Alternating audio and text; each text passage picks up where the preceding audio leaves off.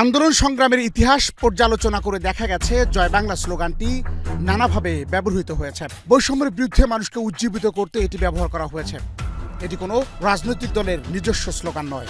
জয় বাংলা স্লোগানটি বাংলাদেশ ও ভারতের পশ্চিমবঙ্গ ও আসাম রাজ্যে ব্যবহৃত হয়। 1971 সালে বাংলাদেশের মুক্তিযুদ্ধের সময় এই স্লোগান জনগণকে তাদের মুক্তি সংগ্রামে প্রবলভাবে প্রেরণা জুগিয়েছিল। ভারতের বাঙালি অধ্যুষিত পশ্চিমবঙ্গ, ত্রিপুরা, বরাক উপত্যকার লোকেরাও বাঙালির ঐক্য বোঝাতে এর ব্যবহার করে থাকেন। 1922 সালে ভারতের ঔপনিবেশিক ব্রিটিশ শাসকদের বিরুদ্ধে যখন জাতীয়তাবাদী আন্দোলন তুঙ্গে, তখন বিদ্রোহী কবি কাজী নজরুল ইসলাম পূর্ণ অভিনন্দন কবিতায় এই শব্দগুলো লিখেছিলেন। ব্রিটিশ বিরোধী বীর পূর্ণচন্দ্র দাসকে উৎসর্গ করে লেখা কবিতায় তিনি এর ব্যবহার করেন। কবিতাটি 1924 সালে তার কাব্যগ্রন্থ ভাঙার গানে প্রকাশিত হয়। 1947 সালের পর পশ্চিম পাকিস্তানের নতুন শাসকদের অধীনে বাঙালিদের কাছে স্বাধীনতা অধরা থাকায় জয় বাংলা ধীরে ধীরে স্লোগান হিসেবে পুনরুত্থিত হয়। 1962 সালে প্রতিষ্ঠিত স্বাধীন বাংলা নিউক্লিয়াস জয় বাংলা স্লোগানকে সামনে নিয়ে আসে। ঢাকা বিশ্ববিদ্যালয় ভিত্তিক গোপন ছাত্র সংগঠন স্বাধীন বাংলা বিপ্লবী পরিষদ জয় বাংলা নামে একটি হাতে লেখা সংবাদ প্রকাশ করত।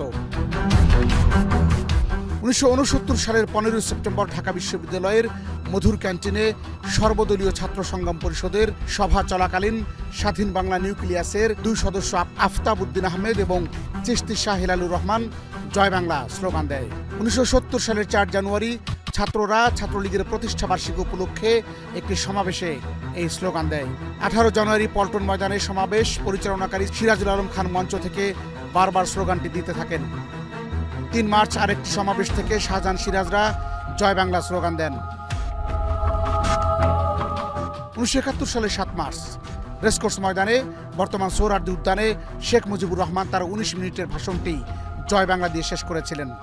সাথে আরেকটি শব্দ ছিল জয় পাকিস্তান, যেটি শেখ মুজিব বলেছিলেন বলে একাধিক প্রত্যক্ষদর্শী তাদের বর্ণনায় ইতিপূর্বে আলোচনা করেছেন।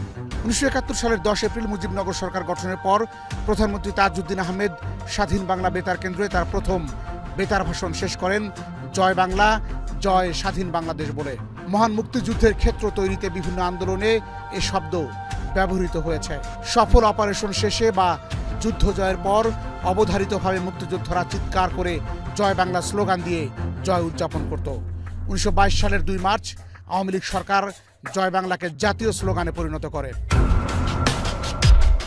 কিন্তু গত 15.5 বছরের লুটেরা, চোর, খুনি, ডাকাতেরা এই জয় বাংলা স্লোগানকে ব্যবহার করে অপরাধের স্বর্গরাজ্য বানিয়ে ফেলেছিল। ধর্ষণ শেষে ফ্যাসিবাদরাও বলেছে জয় বাংলা।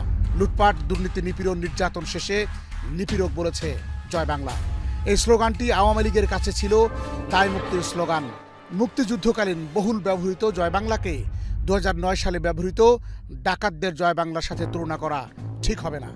মুক্তিযুদ্ধকালীন আওয়ামী লীগ আর 2024-এর আওয়ামী লীগের ভিতরে যোজন যোজন পার্থক্য।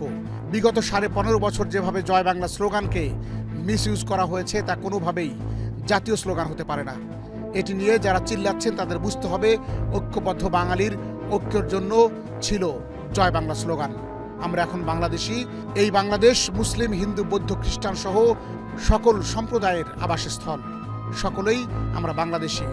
তাই জাতীয় স্লোগান হওয়া উচিত বাংলাদেশ জিন্দাবাদ।